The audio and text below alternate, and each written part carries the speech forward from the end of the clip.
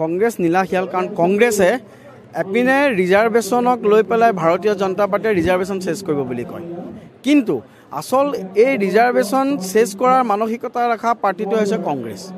কাৰণ 1990 চনত ৰাজীৱ গান্ধীয়ে 1988 চনতে ৰাজীৱ গান্ধীয়ে কৈ গৈছিল স্পষ্টভাৱে যে যিসকলে ৰিজাৰ্ভেশ্যনৰ জৰিয়তে চাকৰি পায় সেইসকলক চাকৰি দিয়া মানে অযোগ্যজনক প্ৰমোট কৰা হ'ব।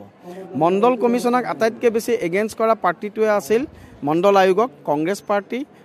ৰাজীৱ গান্ধী ডাঙৰীয়া সংসদত তেখেতে আনুষ্ঠানিকভাৱে ষ্টেটমেণ্ট দিছিল আৰু আনকি সেই সময়ত ভাৰতবৰ্ষৰ যিবোৰ পেপাৰ আছিল সেই পেপাৰতো কংগ্ৰেছে ৰিজাৰ্ভেশ্যনৰ এগেইনষ্টত ষ্টেটমেণ্ট দিছিল। প্ৰথম কথা, সেই কংগ্ৰেছৰ লিগেচিটো বহন কৰি আছে ৰাহুল গান্ধী। আমি জানো গান্ধী পৰিয়াল বুলি ক'লে কংগ্ৰেছ।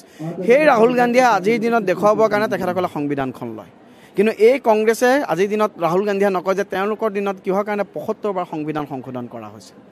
এই ৰাহুল গান্ধী কিন্তু নিমাত যেতিয়া আমি শুনো যে 1956 চনতে সেই সময়ত নিৰ্বাচিত কংগ্ৰেছৰ যিখন কমিউনিষ্টৰ যিখন কেৰালা গভৰ্ণমেণ্ট আছিল তেওঁৰ ককাও জৱাহৰলাল নেহৰু কিহৰ কাৰণে ভাঙি দিছিল, কিহৰ কাৰণে কংগ্ৰেছে 88 বা 356 প্ৰয়োগ কৰি পেলাই সেই সময় বিভিন্ন সময়ত নিৰ্বাচিত ৰাজ্যিক চৰকাৰসমূহ ভাঙি দিছিল।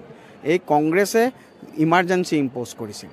গতিকে ৰাহুল গান্ধী আজি জীৱনত যিমানেই নকওক কিয়, যি কংগ্ৰেছ দলৰ হিষ্ট্ৰী সকলো সময়তে সংবিধান অৱমাননা কৰা, যেতিয়াই কংগ্ৰেছৰ স্বাৰ্থত কোনো ৰায় নাহিব আনকি তেওঁলোকে ন্যায় পালিকাকো আঙুলি দেখুৱায়।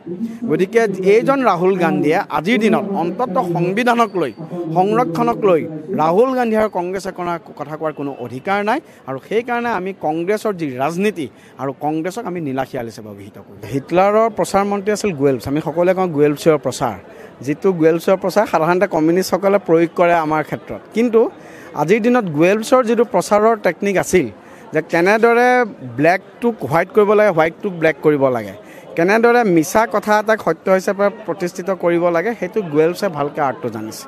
আৰু এই গোৱেলছৰ যিটো প্ৰচাৰ, যিটো তেখেতৰ টেকনিক, এইটো এতিয়া ৰাহুল গান্ধীৰ নেতৃত্বত কংগ্ৰেছে গ্ৰহণ কৰিছে, অলপ কমিউনিষ্টৰ পৰা ধাৰ কৰিছে।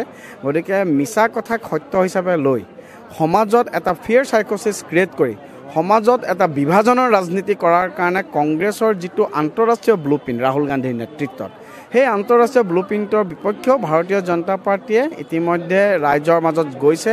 কংগ্ৰেছৰ যিটো স্বৰূপ, এই স্বৰূপ তেওঁলোকৰ উন্মোচিত হৈছে আৰু সেইকাৰণে ইতিমধ্যে ৰাহুল গান্ধীক ৰাইজে ৰিজেক্টো কৰিছে।